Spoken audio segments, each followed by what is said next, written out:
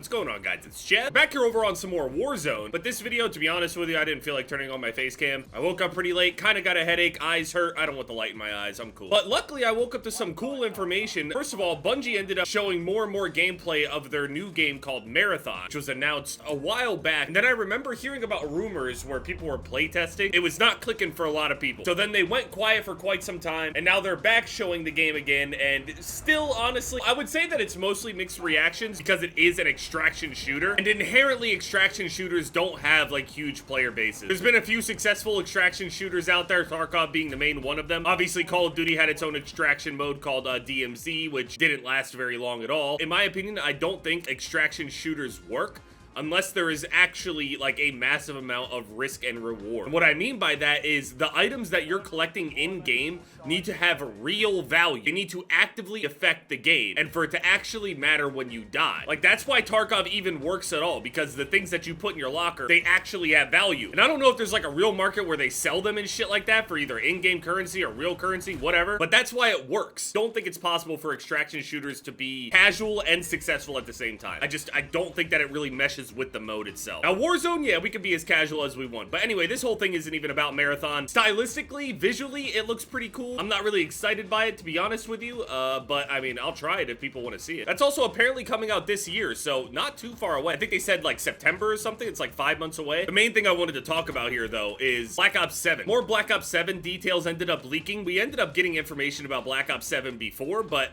apparently from somebody that's an unconfirmed playtester or some shit is leaking information about the game. And the thing is, take this one with a grain of salt, because this isn't coming from like our usual leakers, and nobody has corroborated the information yet. Well, some of the information. Other information that that person put out was stuff that we already knew with some extra little details in there, and those extra details sound kind of sketchy to me. So over on Insider Gaming, they reported, according to the playtester, this is what we expect from Black Ops 7. As we know that Black Ops 7 was going to be the next Call of Duty, we knew that. That was leaked quite a while ago, and for a while we didn't know who was going to develop it because we didn't think that it would even be possible for Treyarch to go and make 2 games back to back. But we're kind of assuming that somehow Black Ops 7 is basically going to be like from MW2 to MW3, the newer ones, where it just is kind of like a big update to the game. Who knows, maybe they can surprise us, but I don't see how they make an entirely different game. Nor do I know what their plan is with Warzone.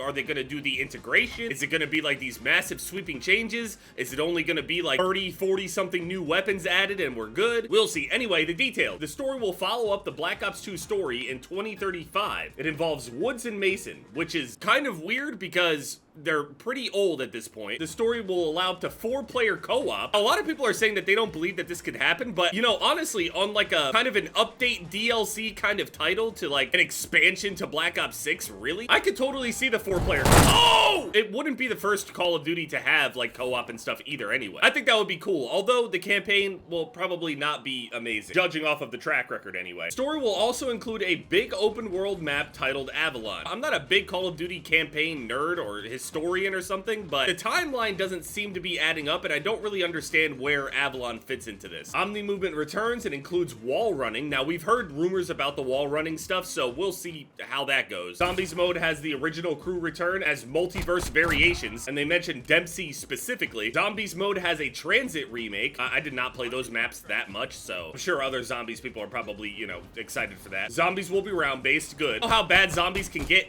At the very least, we need to be sticking to round-based. Also, not to mention that whole thing where they're saying there's a big open world map titled Avalon. Do they mean like that's the hub for all of the missions? Like kind of like MW3 had? Because that shit sucked. But it does make sense with the limited amount of time that Treyarch has had. Black Ops 7 will probably just complement it. Zombies mode will also have a difficulty toggle, a wonder vehicle, and a more story-focused role as well. Whatever the fuck any of that means. A wonder vehicle. Are you saying like the one Hellbike thing? Honestly, that shit was cool, but playing on the open world map was just kind of eh. Multiplayer is going to feature a 32 versus 32 mode, which I don't really have any interest in, but whatever. Why are we shooting bodies? If we want to play big teams and shit like that, I'm just gonna play Battlefield. New Battlefield's looking good. Game will feature some remakes of popular maps in a 2035 futuristic Japanese style theme. I mean, sounds cool. Really hard to go off of anything on that explanation. I mean, we have reskinned and relayered and remade and remodeled and remastered a million different maps, so this really isn't that crazy of an idea. They plan for everything to have a progression level system, including grenades, kill streaks, and perks. So you're saying that, like, we have to level up perks and shit too? Is that a sign of, like, possible pro perks returning? I doubt it. Leveling up your grenades and shit. What would be the purpose of that, though? Like, more customization, maybe? Like, say I level up my frag grenade. What does my frag grenade gain? Is my frag grenade gonna do more damage? That sounds like a balancing nightmare. Probably not. I can't imagine that they'll do something like that. That sounds broken as fuck. Kill streaks having levels and shit like that. Now, I mean, we have had some cool, like, kill streak systems before, but I'm wondering how all of this is going to even mesh together, and also if any of it is even true. Plans for multiplayer progression to carry over from Black Ops 6. What do they mean by that? Like, what if I'm level 1000 by the time the game comes out, right? That's pretty much all the information they put out there. So besides these little details about this Avalon thing and taking place in a specific year, even though we knew that it was gonna be a sequel to Black Ops 2, which was 2025, and some of the zombies details, nothing is really that different. Sounds all kinds of weird, which I kind of already said, you know, when we were hearing about this. Having 2 Black Ops games in a row does not really inspire a lot of confidence in Black Ops 7. That's just my opinion. Again, I'm under the impression this seems like more of an expansion to Black Ops 6 than anything. But we'll see, maybe it's vastly different. Yeah, even Ghost of Hope is replying to it saying that, like, some of this shit sounds like bullshit. Okay, so I'm glad I'm not the only one, yeah. Ghost of Hope himself, somebody that has consistently leaked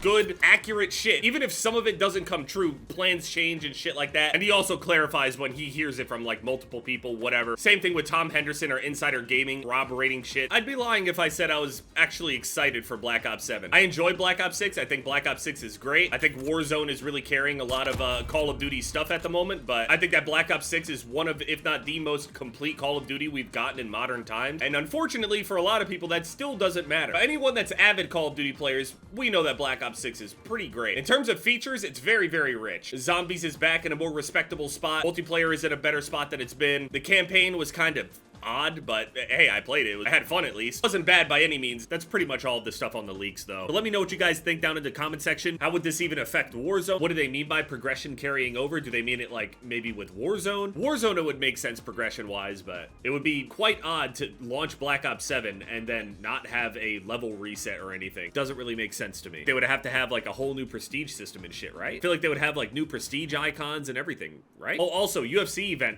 UFC 314. I'm only mentioning this because I had some people ask me about it. This card, straight up, I'm not confident about any of the picks, but it's just my gut versus my brain for the majority of them. Nikita Krylov against Dominic Reyes. I want Dominic Reyes to win. I feel like Krylov is gonna win. This could be either a great night for me or a really terrible one, because some sad shit could happen. If Dominic Reyes gets knocked out bad and his win streak is just done, and I feel like I'm winning when Dominic Reyes is winning, but I got a bad feeling. Krylov is coming off of a pretty long layoff, so we'll see. Bryce Mitchell against Gene Silva. I want Gene Silva to win, but stylistically, Bryce could win this, or even should win this. I haven't seen Gene Silva deal with anyone that can actually grapple like this, so we'll see how that goes. If Bryce can even get him to the ground without getting knocked out, or just pieced up and then just, you know, good takedown defense. It's hard to tell. Again, brain says one thing, my heart says something else. But I don't know that. That's just kind of a gut feeling. Yair Rodriguez against Patricio Pitbull. Yair is tall, super dangerous in the striking. Patricio Pitbull is one of the most decorated people out of Bellator. Again, he was fighting at Bellator, which isn't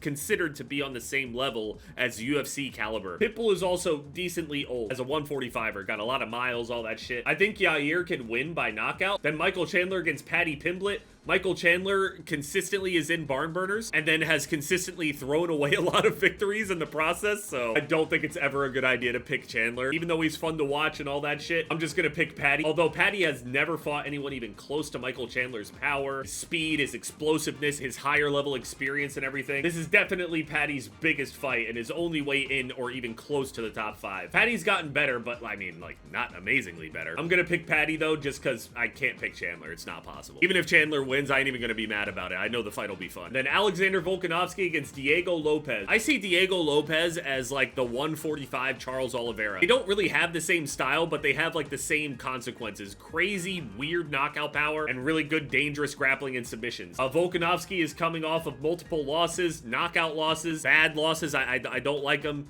He's getting older, but Diego Lopez tends to slow down after like 2 rounds or so. I feel like Volk can be smart and fast enough to stay away from Diego, but at the same time, again, this could be an awful night. I could totally see Volk just going for like a low kick real fast and everything, and Diego with his height and reach is gonna reach in and clip Volk right on the chin or some shit. I want Volk to win, but I just got a bad feeling. You know what? No, I'm gonna pick Volk. I believe.